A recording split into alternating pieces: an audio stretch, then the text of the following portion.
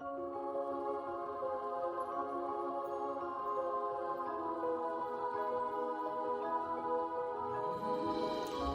and welcome to Disney Travel Tales, a podcast that allows you to immerse yourself in someone's recent Disney trip. I'm Jenny, and I'm so happy to be here with you talking about my favorite thing, Disney trips. Join us every Friday as we explore the parks or cruise ships with a new guest and learn inside tips and tricks to hopefully help make your vacation go a little smoother. Make sure to subscribe to the show wherever you are listening so you never miss a new episode, and I would love it if you left a positive review on Apple Podcast or Spotify. This is the easiest way to support the podcast. Another way to support the podcast is to use me as your travel agent at no cost to you. Email me at jenny@trolleylanetravel.com. Let me do all the hard planning while you sit back and count down the days to your vacation. Okay, so let's get going with today's show.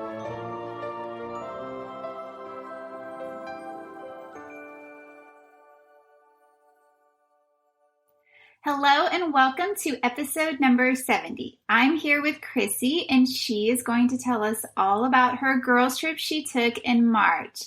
Good morning, Chrissy. How are you? Good morning. How are you? I'm good. Thank you for coming back on the show. I always love chatting with you. It's really good to be here. And I'm 70. That's so cool. I know. It is exciting. So Chrissy came on, I think it was a year and a half ago. It's been a while. It has been a while, yeah. It was about your November trip. So it was at least probably 2021. Yes, it was. So that's crazy. Yes, that is crazy. And Chrissy is a fellow travel agent at Charlie Lane Travel. That's how we met. But yeah, so she is on today, and she took a girls' trip, and she's going to tell us all about it. I am here to tell you all of the fun details. Yay. All right. So what were the dates of your trip? So we went March 21st through the 24th, with the 21st and the 24th mainly being travel days. Did you fly or drive? We drove because we're in the Carolinas, so it's not too awfully far. I will say, however, that Florida traffic has been absolutely crazy the last 3 times I've been, and adding an additional hour or two to the trip with construction and accidents and stuff like that. So it seems to be like a consistent additional timing is needed for travel. So, that's awful. Especially when you just want to get there. I know, because you really do just want to get there. Yeah. And the last 30 minutes or so seems to take forever right now. So, you'll be 8 minutes away, and it takes 30 minutes, and you're just, itching, So, yes. But it's it's fine. It's not really a big deal in the sense that, you're driving and you kind of anticipate that stuff. But the thing, though, I would say is, just add a little bit extra time, a little bit more of a buffer than what you would normally add, especially during this season, I think. That's some really good advice. And I actually have heard from a few other people that the traffic is just ridiculous. It is insane. I mean, and I think some of it has to do with, bottlenecking, that Disney loves to do as well, is, the funneling a bunch of different traffic into, 4. And so it's just not ideal, but hopefully once they finish some of those 6-lane highways and stuff, some of that will break up. So. Absolutely. So where did y'all stay? We stayed at Pop, and we stayed there because it's just really easy to hop over to Epcot and drink around the world, and it makes for a really convenient girls trip, in my opinion. Absolutely. While it's and it's still on the affordable end too. So when you're getting together with a handful of girls and you split the Pop Century, it becomes a really can-do experience. So. Yeah, Pop is a great option, especially for adults-only trips when you're not planning on spending tons of time in your room, even though it is nice. But yeah, just the Skyliner and all that. Yeah. So like the thing is like especially since it's a very affordable option on the Skyliner. It is not like in your big Disney like art of animation, which I love with my children, and I'm gonna be really honest. I secretly love that hotel in and of itself, but like it's just not. It has more of an adult feel, so that's nice, and it really does make for a really convenient, easy, quick girls trip, in my opinion. Absolutely. So what did y'all do when y'all first arrived? So we left after work on our first day. So when we first arrived, we just get there and we like go in and we check in and we do our check in with everything mobile. So we don't even have to go down to the concierge and we go right to our rooms, which is super convenient. Especially when you get in there kind of late, and that we did. We got there. I want to say it was like midnight. And we just go in and unpack and just kind of like nothing really happened and everything is closed. But it is really just great to be there. You know, you're just kind of like excited to be there. Yes. But also being there that late, we were able to purchase our Genie Plus for the day. So unpack and then go to bed. So that was nice. Oh, yeah, that is really nice. I didn't even think about that. So y'all are probably like one of the first ones to get it. So, yeah, no, it's definitely made all of that not, you know, like having to wait up to do it or anything. Mm-hmm. So we did that. That's awesome. So let's just roll into your next day. What did y'all do? So first we went over to actually, we went downstairs and had a little bit of a breakfast, and me and my friend Jessica are actually on a bit of like a health kick right now. So we tried to be good. We went downstairs and had like overnight oats and, you know, some fruit and like not, you know, anything fried or crazy. Mm-hmm. So we did that, and then we headed over to Hollywood Studios for the first half of our day.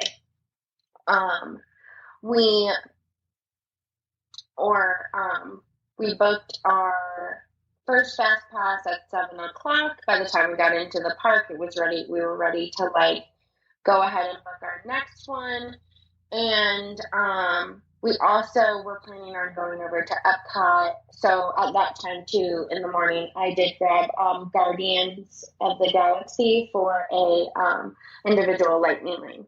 So our very first thing we did was you know, stop for some coffee and take pictures because Jessica likes to do things a little bit slower, so she lets me take all of the like magical moment shots and like entertains the idea of a million photos. My family sometimes doesn't do that, so that's great.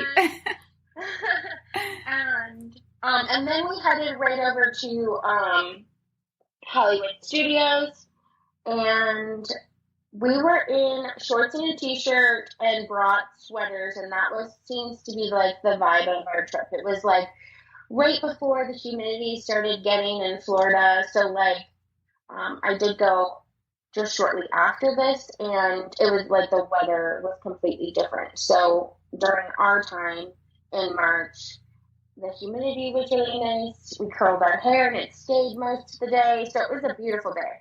And we went right over to Tower of Terror. That was our first ride. And then we just kept dinging in and doing fast passes for the rest of the day, you know, like, so our next available fast pass and our next available fast pass. We made it, and my individual lightning lane Rise of the Resistance as well, because I didn't want to wait in that line. Yes. So we just kind of made our way around the park too. We didn't like jump all over the place. So where did we go after Hollywood Studios? I don't really remember what we did. Oh, I know. It was Mickey's Runaway Railway because it's like right there.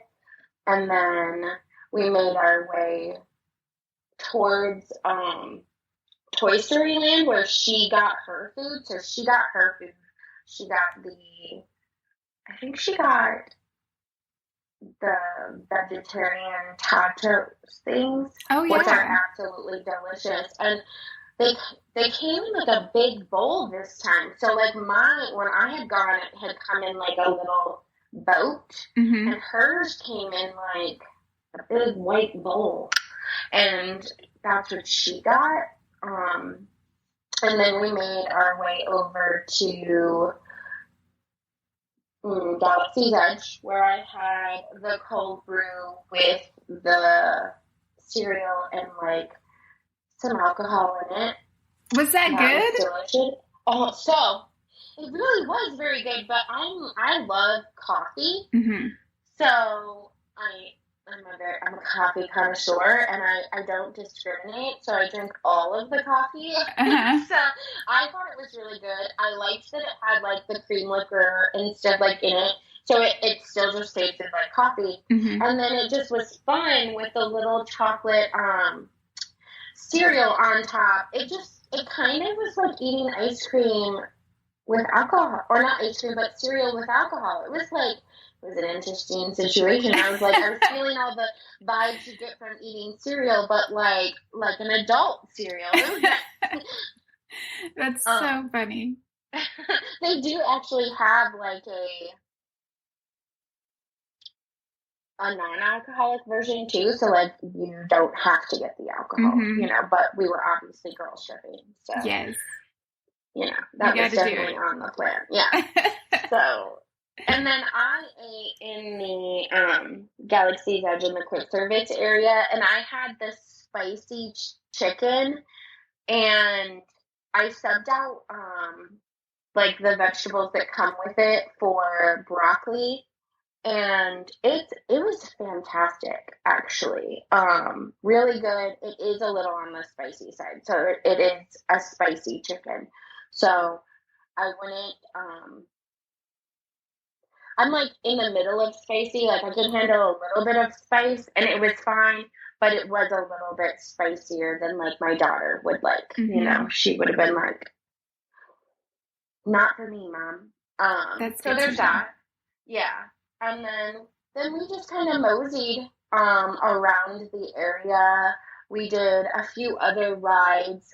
I don't think we quick serviced anything else while we were there, but that was because we knew we were spending the evening at Epcot, and our plan was to like get snackies and drinks around the world and stuff. So but we rode Rise, which is absolutely fantastic. I'm sure most people have ridden it by now. It is amazing technology, and it is quite an experience. I will say, though, that every time I've gone on it since the first year or two, there's been like little things that are not working on it, but you don't really notice unless you do it all the time. And I'm an annual pass holder, so I do it a little more than I probably should.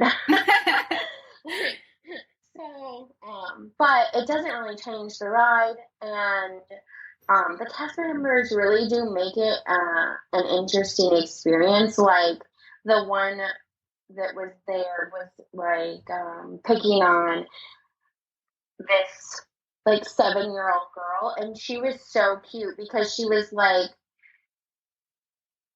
selling out her mom, like she was willing to join the dark side, so it was really kind of a cute, funny situation. That's awesome. And I think that's always, I think the thing is Disney makes it really good being magical for everyone, but they do a really good job of like, incorporating tiny humans, so it is super cute. I always get to see some other tiny humans' little magical moment while I'm there as an adult without my children, and it's always like, oh, I love that. So that was super cute. I'm not sure we did much else after that. So like we did a few rides, we had gotten some food, and then we just made it our way back to our room for like an afternoon. I think it was like between 1 and 2 for like just like a rest and relaxation, because we planned on closing down the park in that mid-afternoon heat, and freshen up, wardrobe change, if you will. At that point, though, we stayed until like 5:36, and in March it was still like it was getting dark at that time. Like we were hitting the dark time, and I had put on a sweater. And so it's definitely still, I'm not saying that every March is definitely not hot. I would just say that if you're coming from the warmer states, that it is still in that weird, like, people from up north think they can go in the pool, but we are definitely not pool people during that time. You know what I mean? Like, so, and Disney pools are heated, so you could, but it's still, we're from down here. While Florida is warmer than where we are by 10 degrees most of the time, we're still like, ooh, it's cold. So, absolutely. Yeah, like you being from Texas, I'm sure you understand what I'm talking about. Oh, yeah. It has to be like 100 degrees for me to swim. So, yeah. So definitely sweater weather, which is, my favorite Disney is sweater weather. And we went to Epcot. And of course, because we're on the Skyliner, we get to come in at the back. So, like, everyone not complains, but fights over where do you start, right? Like in Mexico, or I don't know what the other one is. I always start in France. So that's hilarious. Yeah. My opinion is start in France. And actually, if I'm being really super honest, this was a trip where I got to enjoy a bunch of things I had never tried before. Like, that was my goal for the trip. So I tried food in Hollywood Studios I had never tried before. And then when I got to France, I had read Remy's before, but I had tried some of the food over there that I had never tried before, like the crepes and like there's the place where you can get baguettes, which is like my little secret, which I'm sure people know about, but you can get like a whole baguette at the French Pavilion. And it's just bread. It's bread. It's great. My kids love bread. Oh, yeah. So, there's that. But I also tried the like raspberry, what are those things called? Macaroon? Yes. With the lemon, it was fantastic. That was my first time trying that. So after the French Pavilion, we just kind of made our way back in the direction towards the Epcot Ball, which is like, I know I should know the actual names of these things, Spaceship Earth, but like I don't, because my husband does this horrible thing where he calls things like the not right thing, and now they live in my head. So we made our way in that direction. We stopped at Morocco. I had the sangrias. They're some of the best sangrias I've ever had. Ooh, and yum. My friend hates wine. She's like not a wine drinker. She's a rum drinker. She likes frou-frou drinks. She doesn't like she likes it to taste like, candy. Yeah. And she was like, I really don't like wine. And, I was like, okay, but you really have to try this. And they let me do half and half, which I didn't know until this time. So I always got the red because I prefer red. And they let me do one red and one white. And I gave her the red and tried the white. While the white was delicious, the red is really, really good and really one of the best sangrias I've ever had. Oh, I'm going to have to try that. I would. It's like back over where Jasmine used to be in there. So like, and it's in the back. So you have to make your way into the pavilion instead of like on the outskirts. Mm-hmm. I think right before that pavilion, we had tried one of the flower and garden, like citrus drinks. It was not that great. I would skip that. I will send you a picture of that. Okay. I would skip that. It was very, like, although it was very, I would say I think it was grapefruity. So it's like fruit. It was very fruity. It was not very sweet, but it was bitter or something. Like, it just wasn't that good in my opinion. Yeah. And then I think we started eating, but like, I think we grabbed, I don't think we did eat. I think we had eaten the stuff from, and then we had we were making our way over to Guardians because we had the individual lightning lane for that. Guardians is really by far my favorite non-nostalgic ride at Disney World. Like, I really like Guardians of the Galaxy. It was it's a really great ride. And some rides are really great, but they leave you wanting like a few more seconds. That is not how I feel when you get off Guardians. Like, I feel like it keeps like, it's got one more little hill for you, or one more little hill for you a few times. So it definitely does not leave you feeling like, I wish it was longer. It's a really, really great ride. And then the technology is fantastic, and the ride smoothness is absolutely awesome. It does a lot of spinning and stuff, though, so I would say that people who get a little motion sick or something like that might be, cautious about the situation, but it really is a very fantastic ride. Yeah, it's like it's the perfect length. Yeah. It's just, I agree. It's my favorite. Like, I just love it. Yeah.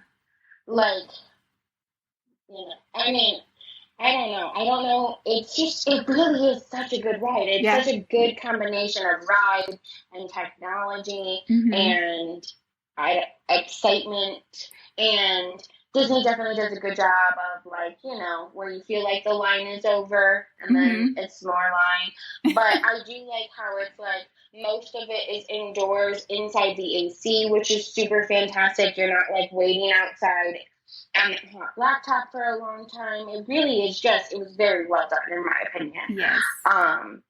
So we did that, and then we did shopping, and then we booked a last minute dinner at the Chinese pavilion, and it was seriously the best Chinese I have ever had. And I know that sounds crazy, but we're Chinese connoisseurs or Asian connoisseurs in my family, and we have this place in Buffalo, New York that's called Asian Star. And because we're a military family, we don't live near there. But every place we get stationed, we compare it to this place called Asian Star. And it was better than Asian Star. It's really, really good. I don't know if you've been to PF Chang's, it's super fresh like PF Chang's, but just it's better. It was really very good. And that could be because I was starving or, had a few alcoholic beverages, but I don't think my opinion will change. The service was absolutely amazing. Our waiter was adorable. He was so kind. He did things like, pulled out your seat for you and like put the napkin on your lap, and he was just the sweetest old man, and it was really just a great experience. Delicious food. We had I think she had the sesame chicken and I had a spicy chicken. I also ate the hot and sour soup and pot stickers or dumplings. I don't remember what they're called at the Disney Chinese place, but they were fantastic, absolutely delicious. It was really very, very good. I will say, however, the portion sizes are huge, and you could share a plate. So, for next time, I will not be getting my own plate of crazy. I will be sharing with someone. So that's so good to know, because I've never heard anything about that restaurant, and I've always wondered. You know what's really funny is we were talking, Jessica and I, before I called for the podcast, and she was like, well, maybe you should just keep it as our little gem. Like, don't tell anybody. Right. It's really good. But it really, really was very, very good. And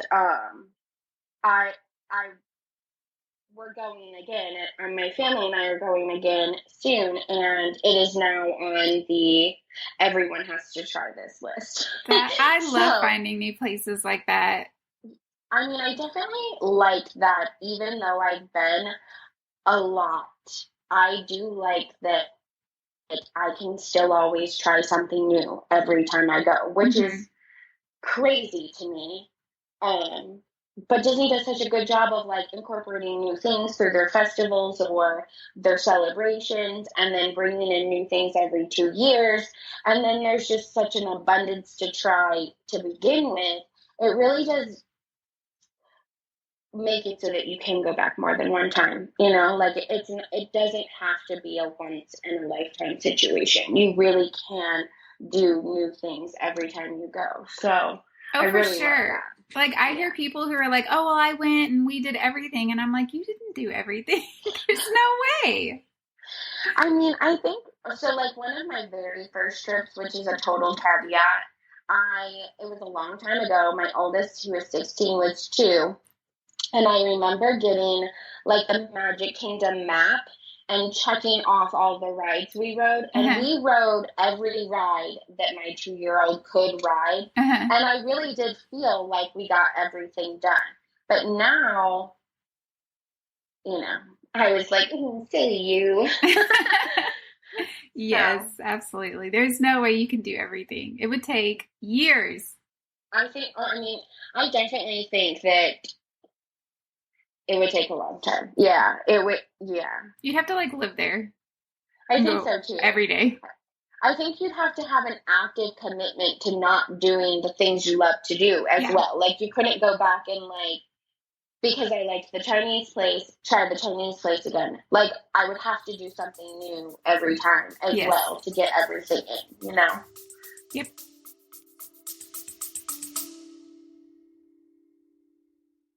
Hey parents, do your kids listen to podcasts?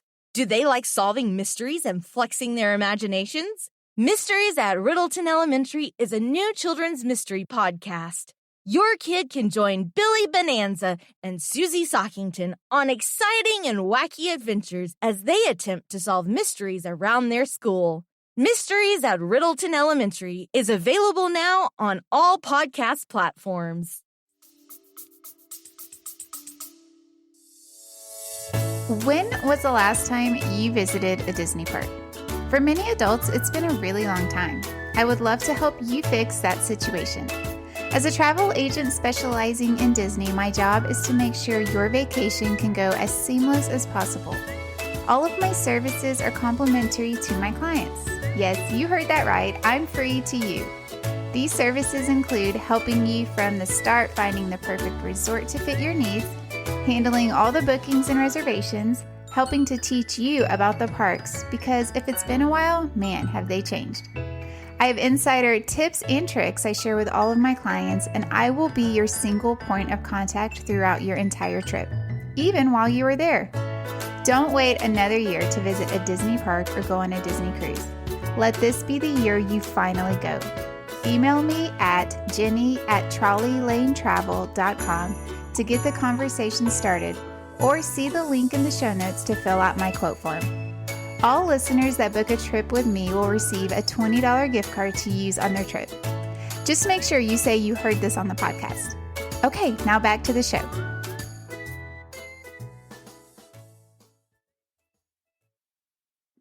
So, we didn't, like, at that point, it was kind of later in the evening, and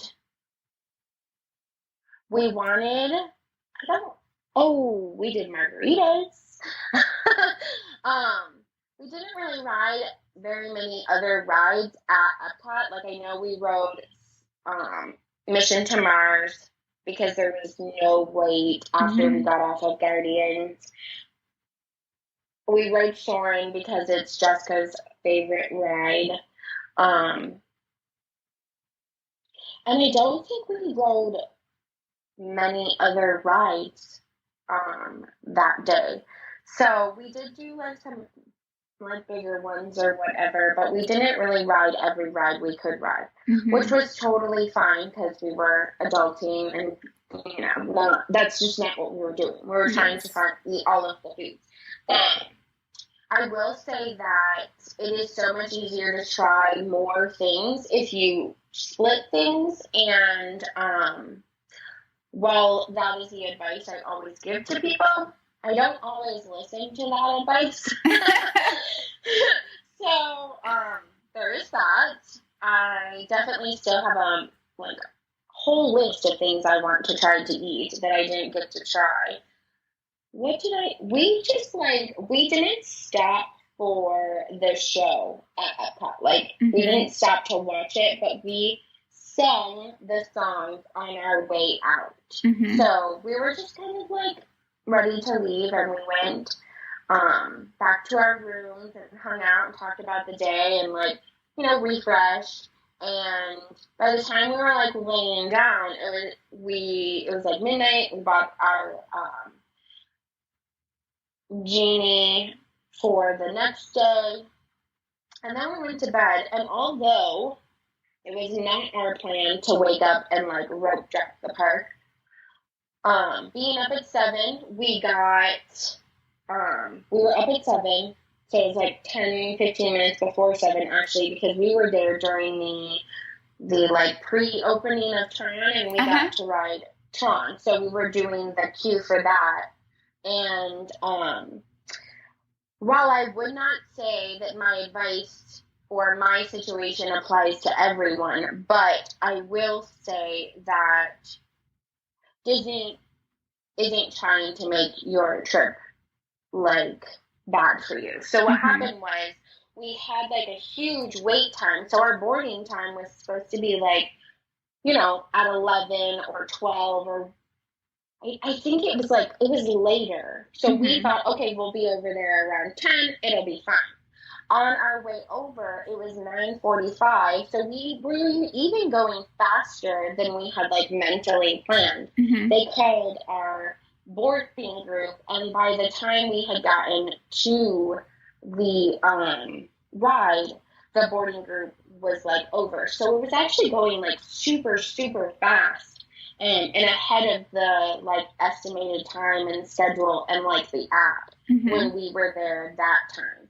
But they did let us on anyways. So being that we were past our time, they did let us ride. We were super, super excited about that, but I will say that just because it happened does not mean that that is the standard, or like you should, my situation may not be applicable to every situation, but they did let us on, which was super awesome. We were so excited, and I will say that I felt like the ride was fantastic in its technology and presentation and show. I will also say that I felt like it ended abruptly, or like it just felt like it wasn't a good ending to the ride, It was like too short or something. I don't know. I have since rode it 2 more times, and I will say that I enjoyed it much better the second time, and I don't know if it was just like hype or excitement, and I was let down from my hype and own excitement about the ride, or what the case. But it really, by the third time I rode it, it was very good. It's a very good ride. I do not want to say that it was a bad ride. It wasn't a bad ride. It just feels like it's too short. Like, you just leave wanting to ride it again. Yeah, that's kind of what I've heard. And what's funny is there's like a Disney blogger, and he's rode this ride. I guess it's in Japan. And he was like, I don't understand why everyone's so excited. It's like a fun ride, but it's not amazing. Yeah. I think the cool parts of it is like the seat technology, while can be frustrating to some people, is just a new, exciting way to ride a ride. And I think at night it is a different experience, obviously, because it's all lit up and like more Tron-like and all the things. It is a great roller coaster,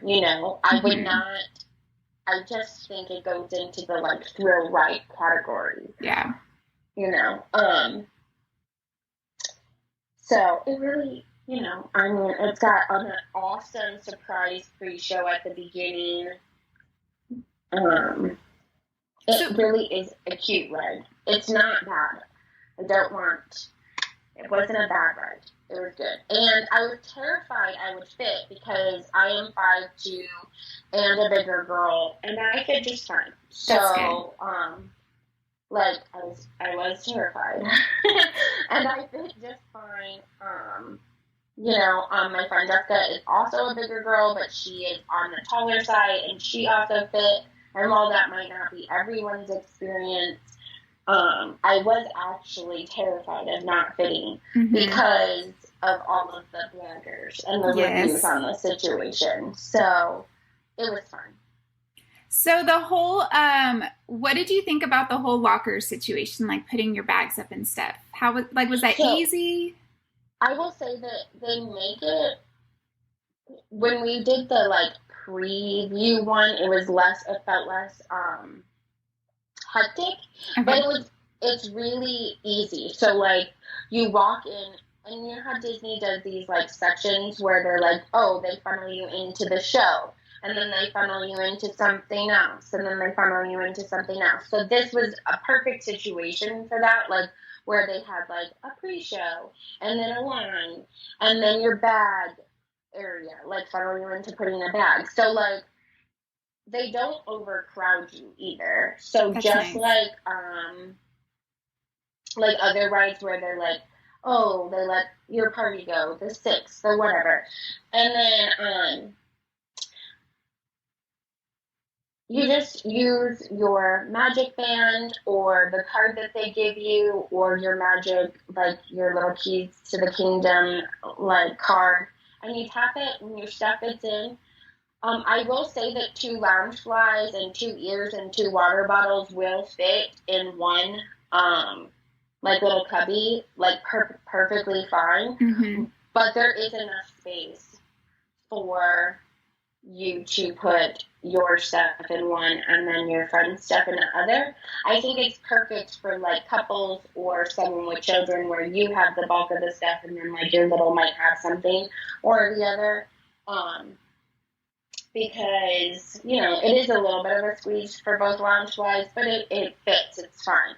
And then I like how you put it in on one side and then you go through the ride and you grab it from the other side of the locker. So you're not going back to the locker. It's the opposite side of the locker on your way out. So that's super convenient.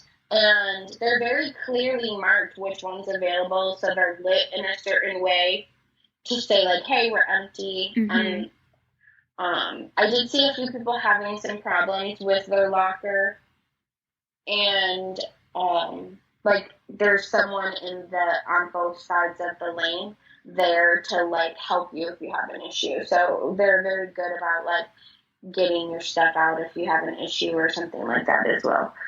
I will say that Jessica was wearing her sweater tied around her waist, and they made her take it off and put it on her person in order to ride the ride. Although she got into the ride with it tied around her waist and she was buckled in, they had noticed that and said, hey, can you put your jacket on? So they really, really, really do not want anything that can fly off of you loose on the ride. That makes sense, because it goes over where people are walking. So it's something flies off, it could hit someone.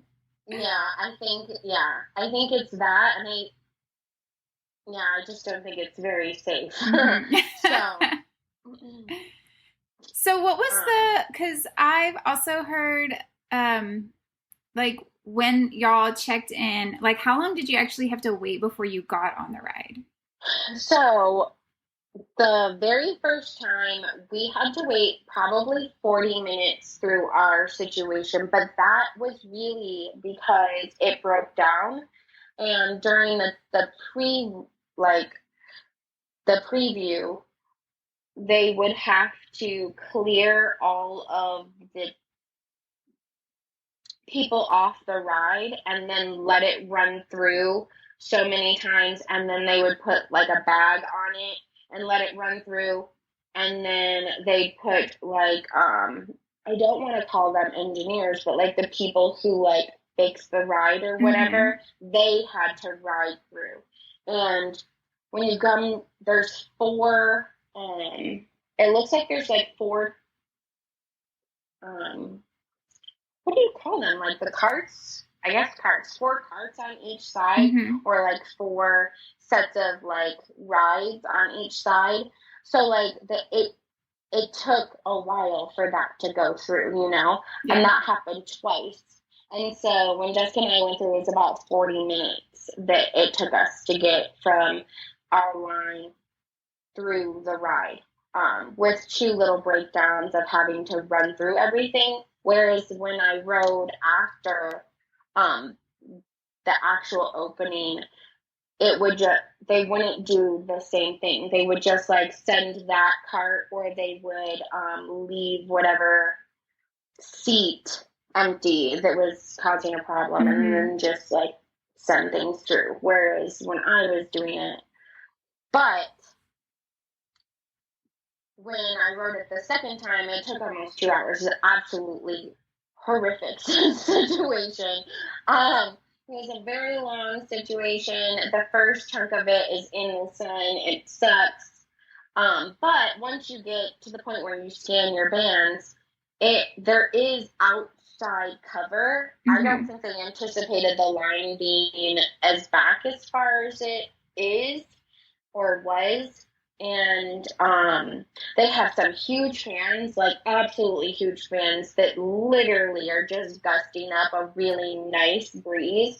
And that was really great. I really appreciated that. Like, you know, because like you as a travel agent, you are looking for those like things when you're there. Like, you know, someone hot might not be appreciating that we're, you know, undercover or in a fan, but it was really nice. So a bulk of that time was spent under a fan as well, but it was very long. The first time we rode it on opening day. So I would say it was like 40 minutes at my first, and I would say that was probably like a normal length of line and stuff. And then like I think it was 120 minutes the second time I think we timed it, so almost 2 hours or around 2 hours. And then our lightning lane experience was like, I think it was like 25 minutes from the time we scanned to exiting the ride. And there was like a little, I don't even think there was a pause during that. So definitely 3 different experiences. 2 were in the same day, and 1 was a few weeks before. And I think it just is going to depend on how things are running, you know, smoothly or not, or, you know, it was definitely different each time.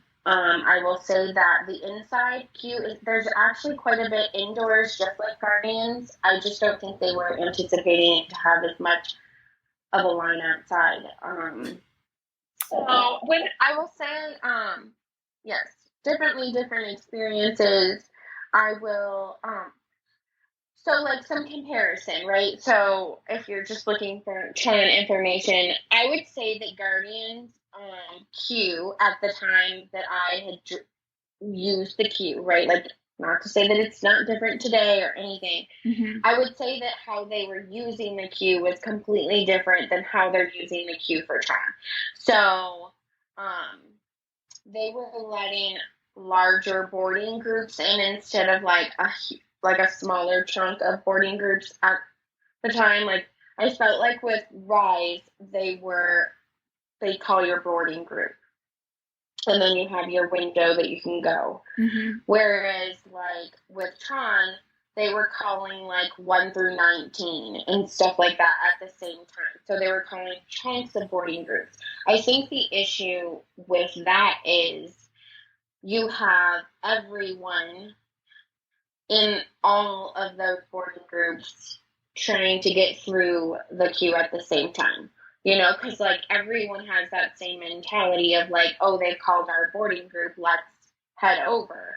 Whereas like Rise was doing like one boarding group, and it was like, the best way to describe it, because I don't know specifically, would be like Rise was doing that same Genie 1 hour window, whereas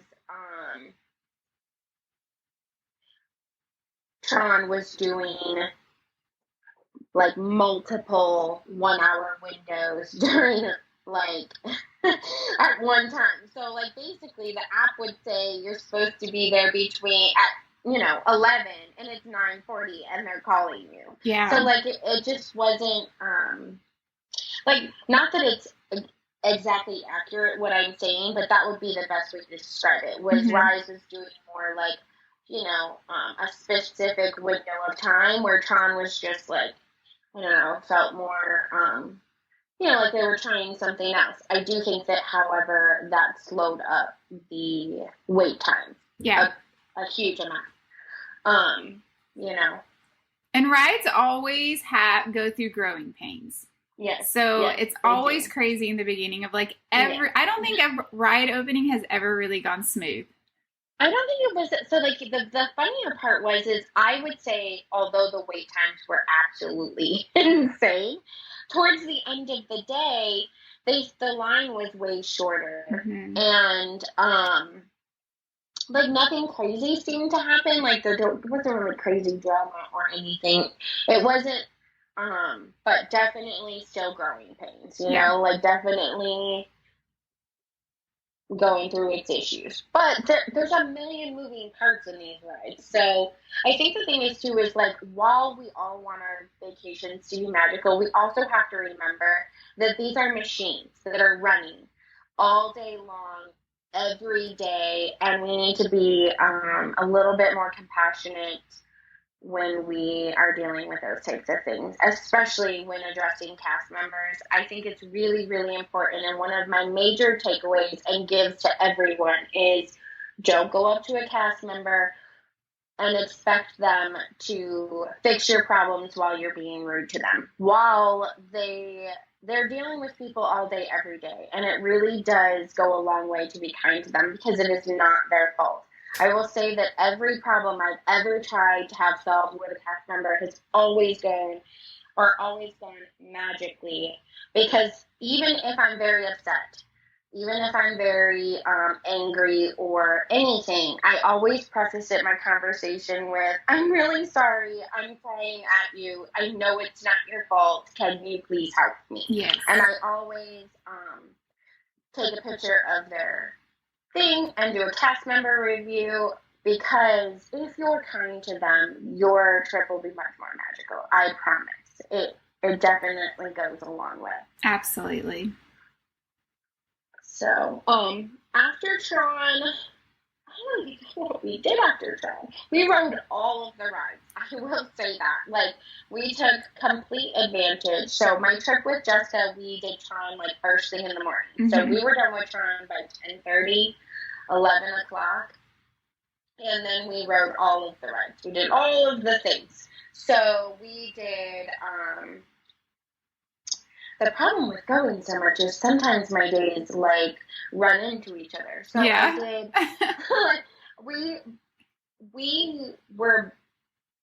so Jessica was really fine with doing whatever's available, and had never ridden the Haunted Mansion. So it was always on her list of things to do, but for whatever reason, it just never happened. And that's me with Slinky Dog. I have never ridden Slinky Dog because, for whatever reason, it just always gets off the list, right? Oh my gosh. So, because it breaks down or whatever. So the Haunted Mansion was the same thing with her. And that goes back to the cast member situation. There was a situation where we had picked a Lightning Lane or a Genie, a Lightning Lane selection for Haunted Mansion, and it had broken down during the time. And then we picked another ride, but I guess we tried to scan in, like, 60 seconds before their clock changed over, so it took our, like the give back selection that they give you. They give you, like, another ride selection, like, free, you can go anywhere, and it took that. But we were going to use that later in the day, and I went over to a cast member, and I was like, I know, it's my fault, and I'm really sorry. And she ended up giving us not only that one back, but she, like, set it up so we got to ride, like, a handful of rides at night. What? So we That's got awesome. so we got to ride Haunted Mansion, Space Mountain, and I think something else. but I also had bought an individual lightning lane for 7 drawers. So, like, we had, like, back-to-back thrills after 6 o'clock because she hooked us up. So, like, that's a perfect example of, like, it wasn't her fault. They didn't have to help me. But I went over there and I explained the situation, and I was like, you know, this is my friend Jessica. She's gone to Disney 3 times, and she's never run Haunted Mansion, and it broke down, and it gave us a little ride. But then when we went on Jungle Cruise, it had, like, accidentally taken, you know, like, it did a glitch. It took the like, free pass that our Haunted Mansion broke down gave us, and, like, basically it messed up everything we were doing. Right. And she fixed it and then gave us some more stuff. And the funnier part is like, our Space Mountain, like, ride, we couldn't get for the rest of the day because we were at a point of the day where, like, it had no more availability and stuff. So she, like, really did us a solid. She was like, have you ridden this? And I was like, no, I don't think we're going to get to do it that time. And she just, like, slid it in there for us. So, like, that's awesome. Really, if you're kind, they really do, like, help you out, like, try to make your trip magical. So we were there at Magic Kingdom, though, like, one of the nights is open until 11 o'clock, and not for special hotels, but just one of the late nights. And so where did we eat? I feel like maybe we didn't eat. I think we were eating, like, crap. We were at the point that, like, ice cream was dinner, you know? Yes. So, yeah, we were, so our health kick went right out the dinner, or right out the window by day 3. You know, like, on the road trip down, we were eating, like, you know, water and grapes and, like, you know, nothing crazy. Yeah. And by day 3, it was ice cream for dinner. So there's that. I will say, though, that, you know, there isn't really alcohol at Magic Kingdom. So if you're looking for, like, an actual, like, bachelor party or something like that, maybe Magic Kingdom isn't your, you know, go-to for that. But we were just excited to be there and ride Tron, like, get the opportunity to preview Tron. So, like, although our plans were, like, Magic Kingdom during the day and then, like, Epcot during the evening both days, it just didn't work out that way. We got to ride Big Thunder as well. So we did Big Thunder, Haunted Mansion, Tron, 7 Drawers. Did Jessica like Haunted Mansion since she had never rode it? You know, so it is my husband's favorite ride. And she and my husband usually have lots of things in common. And she did not care for the ride. Not that it wasn't a good ride, but she just she doesn't get the hype. She doesn't think it's that great, you know? So there was that. So, but her favorite ride, even after riding Tron, is still Guardians of the Galaxy. Her opinion on the situation was, Guardians of the Galaxy blew her away. Like, it blew her mind. And so did Rise. Both of them blew her mind. And she rode Remy's, and while it was cute and uses the technology that Rise uses, she didn't think it blew her away. It was just like, it's a cute ride. Yeah. Like, not that there's anything wrong with it. It's cute. It's adorable. But, like, it didn't blow her away. And that's kind of how she feels, like, about Tron was, it was great. It's definitely a thrill ride, definitely a roller coastery, but didn't blow her away. Yeah. So, that's kind of how she felt about Haunted Mansion, was, like, I think she was expecting more Tower of Terror, like, crazy excitement. Yeah. And, like, it's just not. That's not what it is. Right. But, so she was like, don't tell your husband, but I did not love it. That's so funny. It is his favorite ride, absolute favorite ride. But I think some of that is just nostalgia. Like, for example, I really like the Carousel of Progress and Living with the Land, and those are some of my favorite rides. But I feel like it's because I'm, like, super nerdy, and like I feel like I have an emotional connection with Walt, and I feel like I can feel him in those. So like I cry at Hall of Presidents and like, but yeah. Yeah, everyone has their favorite nostalgia rides, and then you have your favorite like fun rides because they're totally different.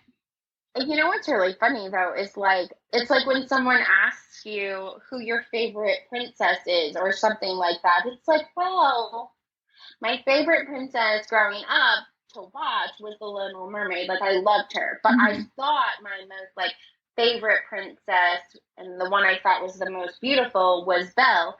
But like now that I have a daughter who has crazy curly hair, and I call her Crazy Pay because reminds me of Merida, and I absolutely love Merida because she reminds me of my daughter. And so like I just don't have favorites. I have favorites that apply to situations, but like just love it all. Yeah, I feel the same way. I don't have people ask me that. I'm like, I don't know. I like them all for a different reason. Yes, exactly. It's like yes, they all have like a little teeny tiny special place in my heart. Yes, for sure. When y'all were still there in March, Enchantment was still the fireworks show, right? It was. Yeah. So I will say that my travel friends are the only friends that will camp out and sit and watch a fireworks show with me. So I don't actually really get to watch fireworks when I go with my family or a handful of my friends. They just don't care about it. And while I love them, I don't have to do what I want to do every time. So Jessica didn't sit and watch fireworks with me, but we did sit over, so like one of my favorite places, because my family doesn't like to do the front of the castle sitting to watch, is to watch fireworks in Fantasyland, because you feel like you're in the middle of the fireworks. They're like coming from all directions, and it's less crowded. And like if you have rambunctious children at that point in time, they can just like kind of like run around and like be free. And there's ice cream places back there. So my family's favorite way to do rides is an ice cream and letting them run around while I sit and stare at the fireworks that are like happening all around. And my little just like gets all excited and it's like, wow, because they're coming from everywhere, so that's kind of where we watch most of the fireworks, and that's where Jessica and I ended up watching fireworks, because she has usually watched it at the front of the castle with her family, but her family also doesn't let her sit every time she's in Magic Kingdom. So I was like, well, we can go to the back. We can get some, we got pizza from, I want to call it Pinocchio's. I don't think it's called Pinocchio's, but it's the same ride that's attached to It's a Small World. So we rode It's a Small World, grabbed some pizza, and then sat there watching fireworks from that area. That's so fun. I love that. It is super cute because it has like really cute picture opportunities back there too, because they hose everything down. Yeah. So like you can get a nice reflection of the like castle or the fireworks in the water while it's also in the sky. It really is its own magical experience back there. Like if you've never done it from the back with an ice cream, I go try that. It's pretty great. I'm gonna try that because I love the fireworks, but I don't always love the camping out in front and the crowds. Yeah. And I don't mind doing it like with my friends, but like when you're with your family, it can be like the worst part of the day, kind of. Yeah. So like my husband is military and he has some crowd issues because of his stuff, and he definitely doesn't like to sit in the middle of all of that. Yes. And he's definitely a let's ride 7 dwarfs while the fireworks are going kind of guy. Yeah. So it really is a very beautiful experience too. If you can get on an outside ride while the fireworks are going off, it is a movie worthy moment, It's very, very nice as well. So we didn't sit and watch really. We were enjoying our pizza. and it just happened to be our backdrop, which is absolutely gorgeous. It really is an experience back there, but definitely way less. I promise you, it's like going to a park where there is other people around, but your kids can like run in the distance a little while you sit and enjoy an ice cream, you know? So it's very nice back there. That's awesome. That's a really good tip. Which is my gem that everyone's going to take now. Yes. That in the Chinese restaurant. So like, but I will say that the best place to sit, if you're looking for like a perfect place to sit where you feel like you get to see like the most, would be right next to I think it's Cogsworth and Lumiere like statue. There's like a little bench area, but it's not bench, it's like a stone wall. That's a mint spot, like really good. Sit right there, the ice cream's right in front of you, and the fireworks are going to go off on both sides of you. So behind you and in front of you, it's going to be great. Great tip. So yeah, I was definitely there while that show was still there. And you know, I really became to love that fireworks show, whereas I really, like, Happily Ever After makes me cry, but I really did like the other show too, because I can appreciate the amount of work and stuff that went into it. For sure. But then sadly, it was time to go. With Jessica, we got Pinocchios, so we had pizza, and then I think we had some lightning lanes after that. Like, that's when our Space Mountain lightning lane was and stuff. So we did pizza, Seven Dwarfs, lightning lane for Space Mountain, and then we took some pictures in front of the castle, and then stopped and got ice cream, and literally sat on the sidewalk watching people go by for like an hour and a half, just enjoying being at Disney, you know, just like, you know, cackling and stuff. I mean, that's so fun, just hanging out with your girlfriend, not being stressed, like, that's magical. Or rush, or anything, just nobody's in the middle complaining. of it, just take it in. Yeah, that's awesome. And like some other kids are crying, but they're not my kids. Yeah. So who cares? You know, upside. I mean, if I'm being really honest, though, we're way past. Like my youngest is kind of past that like cusp too. So like, it's also sad, you know. Yeah. But it's fine. Our next day, we got up, we packed, put everything in the car. We went to Disney Springs. We actually had like much more dinner reservations, or like not just dinner reservations, but reservation like hopes, I guess. Like, so that 2-hour cancellation window has really changed the game. Like, where you feel like you can have a bunch of different options, but just like not do them if you didn't feel like it. Yeah. So we just did a bunch of things. We canceled things that we didn't want to do anymore.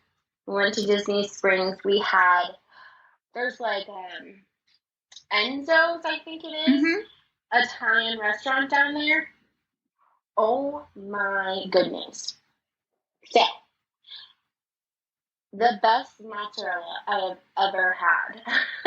And I know that sounds crazy, but I'm really, really big on Disney does a really good job with the restaurants that do not include character experiences for their food, because something has to drive that, like, why would you come back? The food is fantastic without the characters. So I feel like sometimes people talk about how the food isn't that great at Disney. Okay, then, like, just pull yourself from those character experiences and try something else, because I am never let down when I have a restaurant that doesn't include a character. The food is always really very, very good. And she had like the spaghetti and the meatballs. The meatballs were the size of my hand. They were huge. Again, a sharing opportunity that was missed on us. And then I had like a vegetable asparagus salad, or not salad, pasta. So like it was mostly vegetables and then pasta.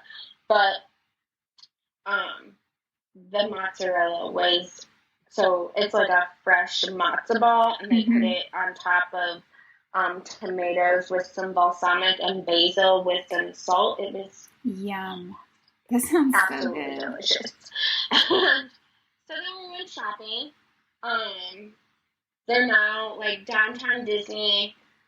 When I first started going to Disney Springs or downtown Disney, they didn't have like where they were like security checks and stuff where you had to go through security. But the last handful of times that I've gone down there, you do have to go through security the same way you do at, any of the parks. Yeah. But also, like, they're selling balloons and stuff down there now, and that's really fantastic. It really does help make it, like, an experience in and of itself.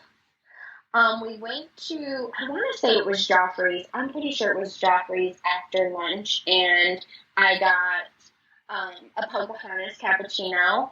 So, like, they can put an image that you bring or one of their, like, free images in your cappuccino, which is super adorable. I will say, though, it was really hard to drink. I was like, she's so pretty. Like, so, there's that. I wanted to try Gideon's, but the line is forever and a day, so I didn't get to do that.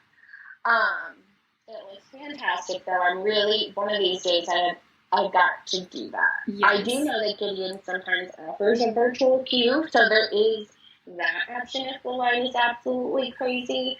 We just didn't have time for that. Like, we wanted to be gone by, like, 2.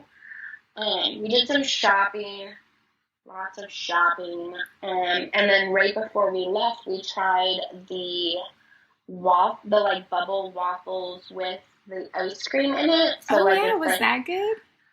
Oh my gosh, it's so good because they use like a soft serve ice cream, and I had the Donald Duck one, so it has a bunch of fruit.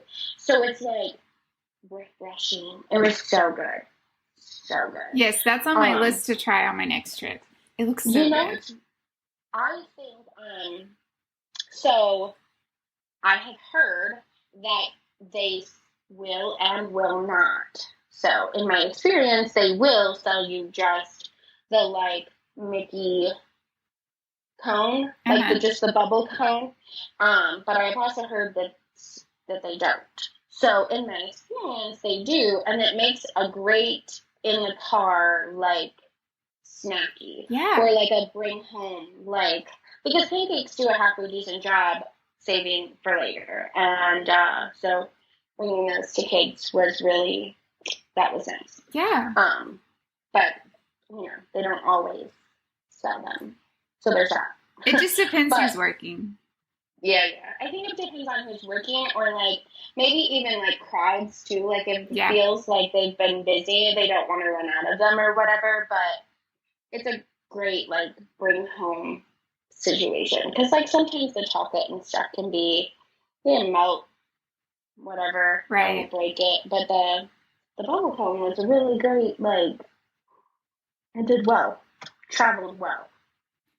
So, and then sadly, it was our time to go. The only other thing I did was, when I was in Disney Springs, I did buy the balloon, even though I'm an adult, and I bought 2, and I gave one to a little girl. So I like sweet. I like to have magic moment. And the balloon really wasn't for me; it was for my 5-year-old. But so I brought him a balloon home. And I did like that it was at Disney Springs at the end, because I didn't want to, like, buy a balloon while I was at Magic Kingdom and then carry it around all day. I was worried that, like, maybe I wouldn't be able to ride a ride or something like that. Mm-hmm. But I actually asked a cast member, like, after the fact, and they treat it kind of the same way they do, like, not strollers, but wheelchairs or whatever. Yes. So what they'll do is they'll just like have it waiting for you at the end of the ride. So they'll take it and then put it at the end. I know, because I do have like, my son's gonna be 6 the next time we go, and he really loves the balloon. But we haven't used a stroller for him in like the last since November, the last time we talked. So Ember does not get a stroller anymore. He just mans through the park like, a big kid. And however, we have gone with someone who had something that we could leave to the side. So when I went with my friend, she had a wheelchair. When I went with John's family at New Year's this year, we had a stroller because they have a child that's a little bit younger than Ember. So there was never like what am I going to do with the balloon? Yeah. And, so that was one of the things I learned. That they just kind of take it and they'll put it and it's waiting for you at the end of the ride, like a whole little magical moment. That's awesome. Get the balloon. Get the balloon. You won't regret it. You won't. So what was your least magical moment of the trip? I would say,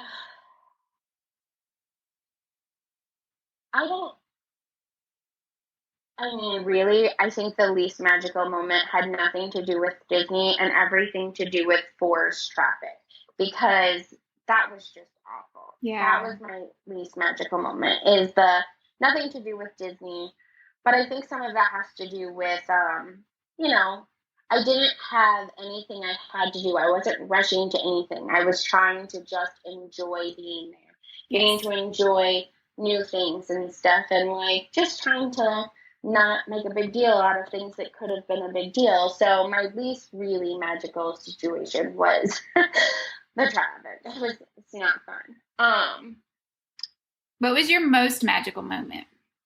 So I tried a bunch of new things that I hadn't tried before. And honestly, though, my most magical moment is ice cream and people watching, which is so funny, but it really was my most magical moment. I think it's a core memory.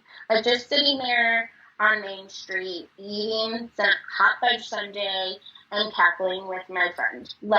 It really was, Yes, that's magical. Wonderful. Yeah. So, I love when the little moments are the best moments. It's not the rides, it's not the big things, it's just the little moments that are completely unplanned, unexpected. Yes. Oh my gosh. And can I just say that those have always been my most favorite moments of Disney, is that the moments I remember of my kids that I love the most are completely unplanned moments. Yes. So my daughter, she was 2 and we took her and she was in a stroller and we went during the summer season. But it felt like it was raining way more than usual. Mm-hmm. So, and she refused to keep the stroller cover on her. So day 3, we were just just put her in her little tutu bathing suit and just let her hang out in the rain. There was really, she was getting soaking wet, and so now at least she wasn't soaking wet and soaked all day. Uh-huh. So we put her in a tutu bathing suit, and she's sitting there soaking wet, eating Mickey Pops or the Mickey bars, and she is having the most magical time. There's a duck in Epcot that one of my kids loves to play with, and my mom will just sit there for an hour letting my tiny human just, chase the duck. For this little, you're paying tons of money for this experience. Yes. And the most magical moment is, these little teeny tiny, nothing to do with anything you planned. Yes. And they're core memories, absolute core memories. That's so true. Definitely agree that it's the unplanned wow or whatever that really just makes Disney worth it. It's insane.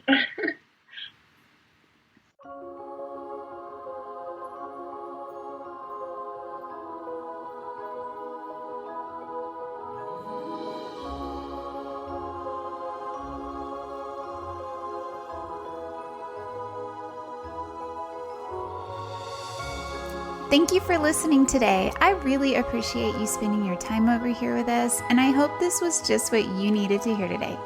I'm always looking for new guests for the podcast, so if you are traveling to any Disney park or cruise, see the show notes for more information about being on the show. Visit the show all around the web at DisneyTravelTales.com or find us on Instagram and Facebook at Disney Travel Tales.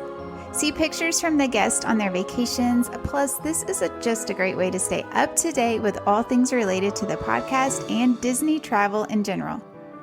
Join me next week with a brand new episode. So until then, this is Jenny, and may all your Disney travel dreams become a reality.